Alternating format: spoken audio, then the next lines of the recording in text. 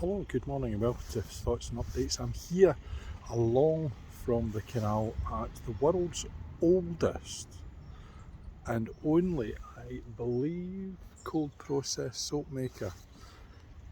Founded in 1922, moved here in 1924. Originally they used to go door to door on a bike to sell their soap. But here in Kirkintilloch it still exists, it's still here now. It looks a little bit worse for wear, and you have to wonder about the condition of a place like this, providing things that are going to make people clean. But here it is. And what's wonderful about it for the 21st century, for 2021, is it's vegan.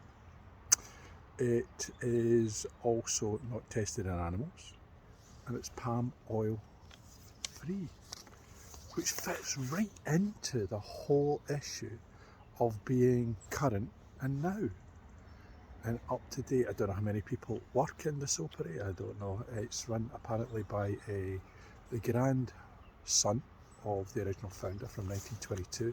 So it's got a long tradition of being a family business, and I suppose one of the things that I haven't talked about is COP26, which has been going on in Glasgow, just not a stone's throw, but a stone's throw if you were a big giant away from where I'm standing just now. Been round and about it because I've been in Glasgow in the car on a couple of occasions and seen the flurry of activity. It's been on the news every night, and Glasgow has become the central focus of exactly what it is that's going on to save the planet. So what we have as it stands at the moment is clearly an opportunity to change how we do things.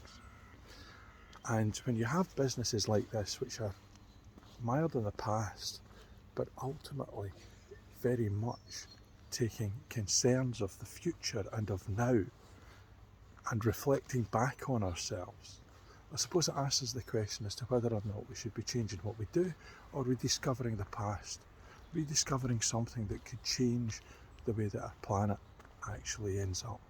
Going back to old processes rather than trying to rediscover new ones.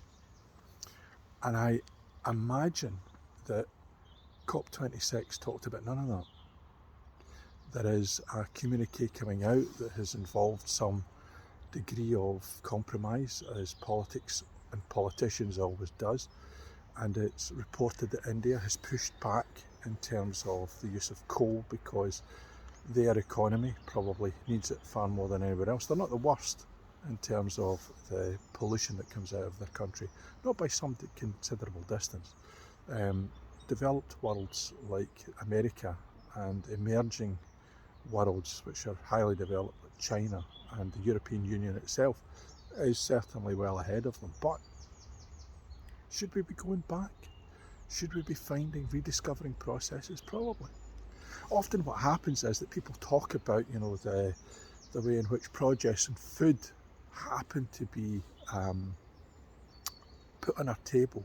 When I was a child in the 70s, which had nothing to do with global reach, it was to do with local markets. So we ate in accordance with the rhythm of the place in which we lived.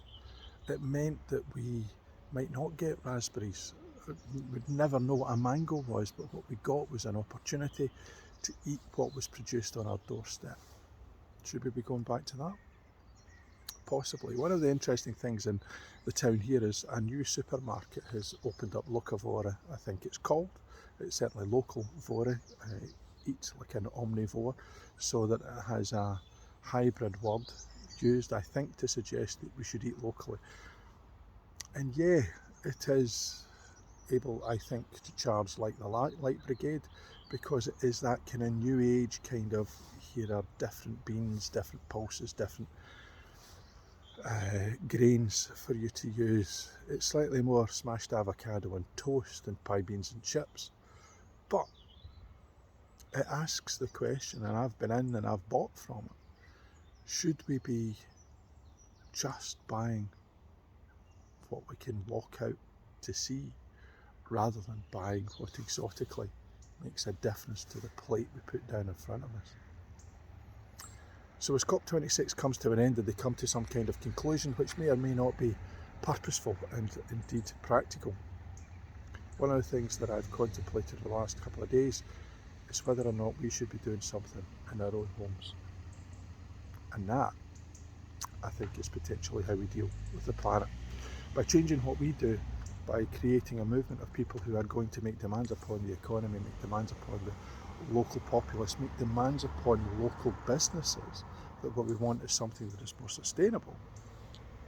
And perhaps instead of waiting for politicians, none of whom we believe have the ability to achieve change, that we make that change ourselves. We saw it in the 1980s when people said that there should be no devolution in Scotland. And yet, there were a number of initiatives that continued to lay the pressure down. The theory of that will see whether or not Scotland has another referendum to decide whether or not it should be an independent country. Should we also add the environment in? Shall people power make a difference? I know that from our perspective at home, that we will try to make a difference. Look at an electric car, look at how we eat meat and whether we should eat less of it. But it's also a practical consideration that we have to commit to. And whilst we look for the politicians to commit to things, perhaps we should be looking to commit to those things ourselves. And here is an example of how one family have managed to maintain for nearly 100 years, 1 year before their centenary, how the Corney soaperie has stayed consistent. And it's that consistency over the next century that we need. So, I've come down from the canal, and each week I am going along the Trails and Tales Eastern Bartonshire walk that now has taken me down towards East Side, and we'll see next week where it takes me. Till then, bye for now.